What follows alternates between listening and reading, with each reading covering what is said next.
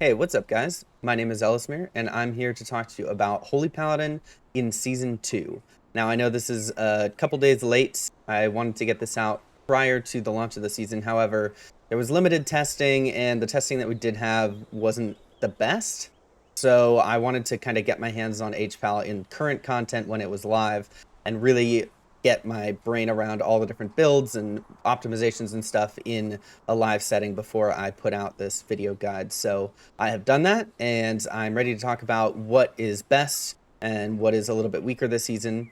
And we'll go ahead and start off with the discussion about Herald versus Lightsmith. So last season, we initially played Herald when it launched. However, then Lightsmith got buffed like crazy from accidental prop paladin buffs. And then we went to Lightsmith, and we played this ACLS build where it was Avenging Crusader and Lightsmith. And it was, not for me personally. I don't really enjoy the playstyle of AC. I prefer targeted healing. It doesn't really matter now because ACLS is effectively dead. It's still okay. You can run it if you want. However, they nerfed a ton of abilities on Lightsmith. Main ones being Blessed Assurance, which used to be 180% and is now 20%. So they nerfed that talent by like 6,000%. So obviously you do not want to play that. If you are going to play Lightsmith, you would want to play Divine Guidance.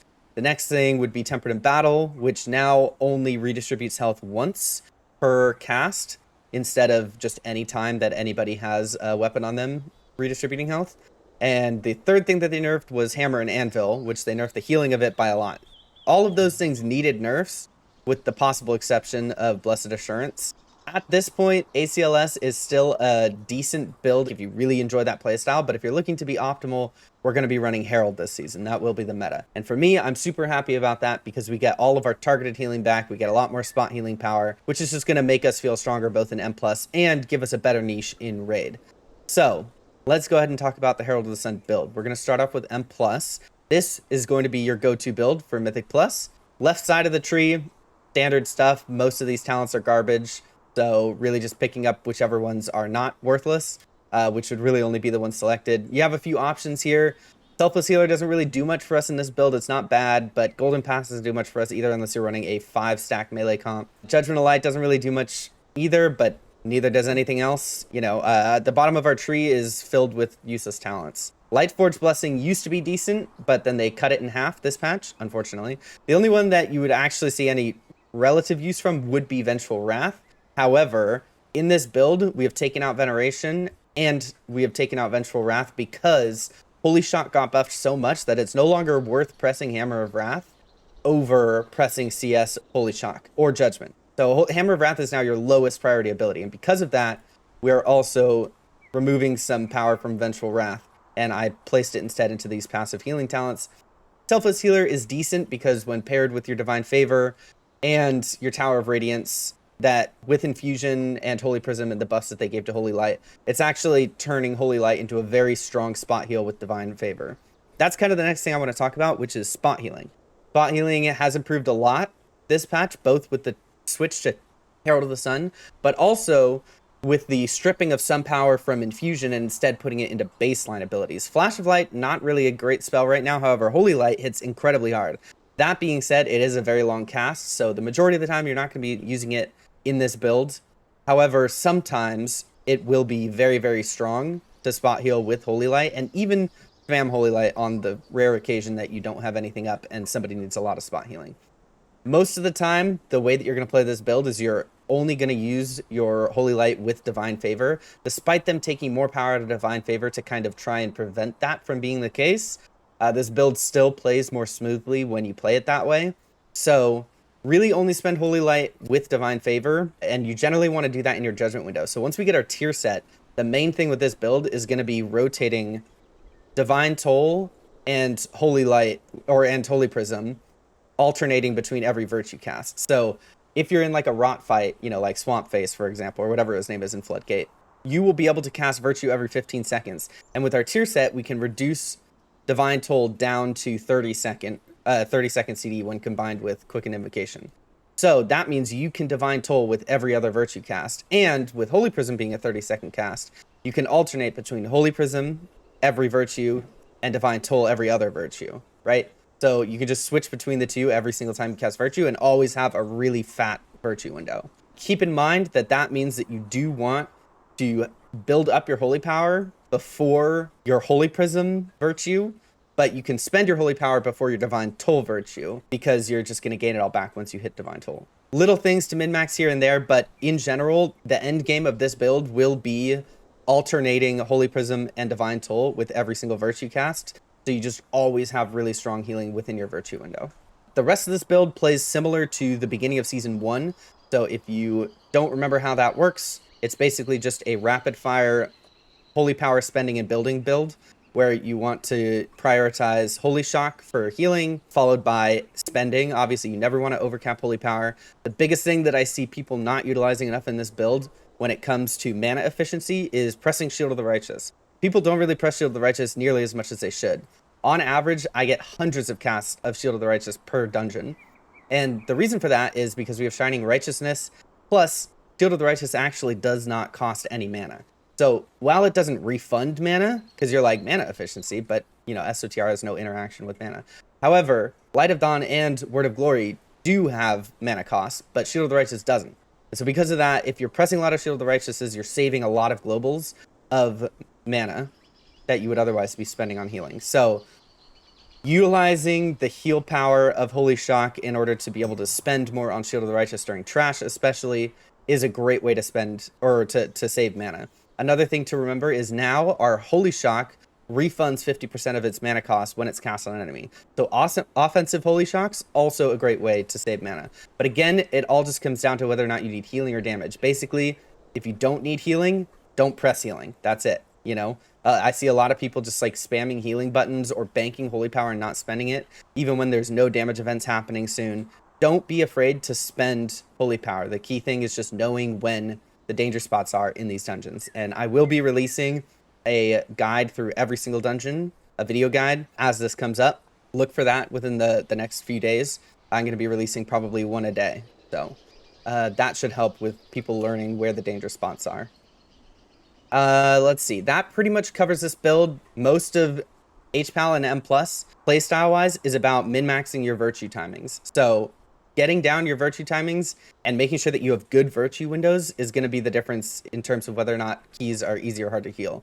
And when I say min-maxing your virtue windows, that means you don't want to be going into your virtue window with just no holy power. I see a lot of HPALs spend their holy power right before virtue, then they press virtue and do no healing. Remember that virtue itself is not a heal. It's just a way to amplify your healing done across the group.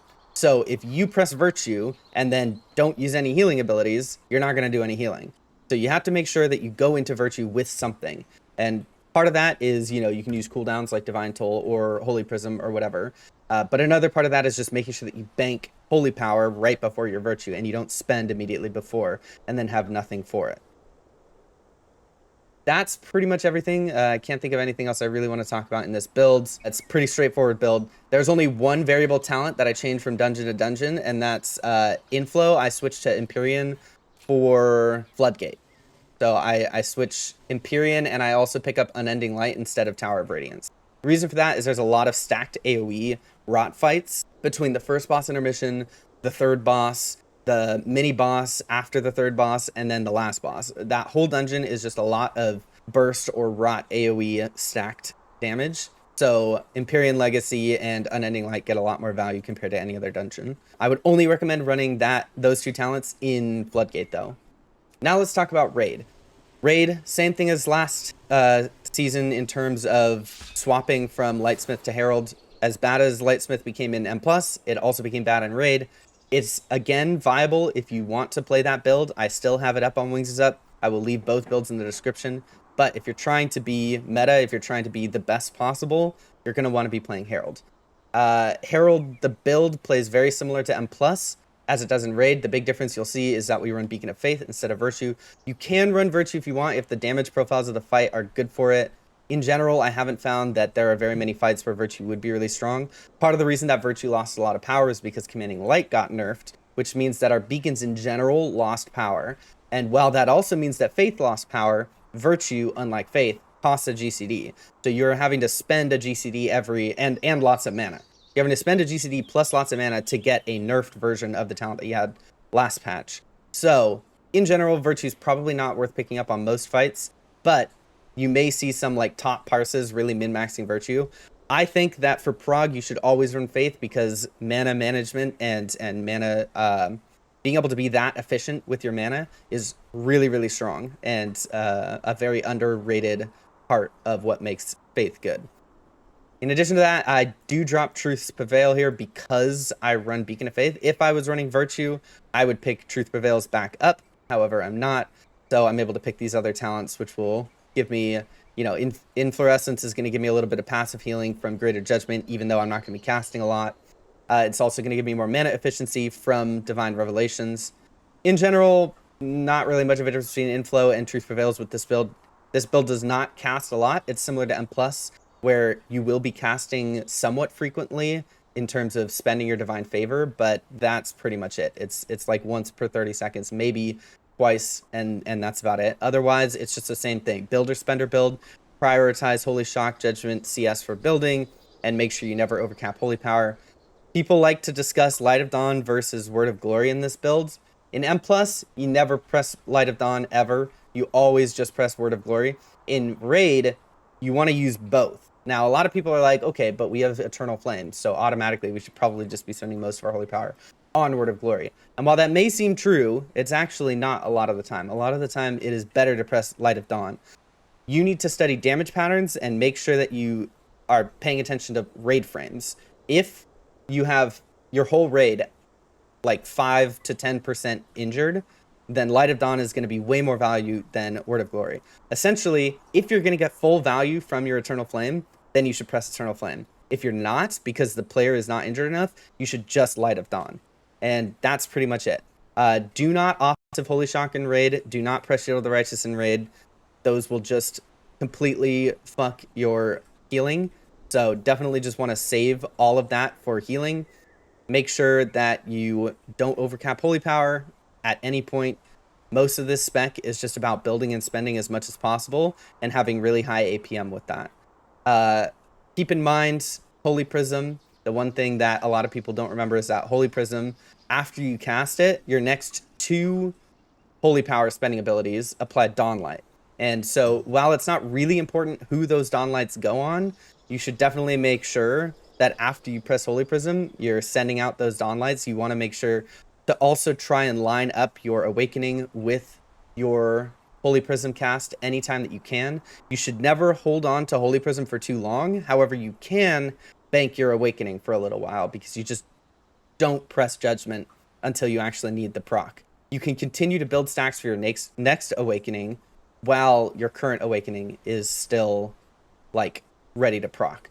So you're not actually losing Awakening stacks by not proccing it. So you don't have to kind of worry about that. That should be it for Raid. If you guys have any questions about either of these builds, I tried to make this guide as fast as possible because I know that in the past I talk a little bit too much. Let me know if you guys have any questions in the comments. Also, check out WingsIsUp.com. That has the full written guide for all of this stuff, including dungeon guides that are coming out in the next week. I hope you guys have a lovely evening, and I will see you guys in the next video.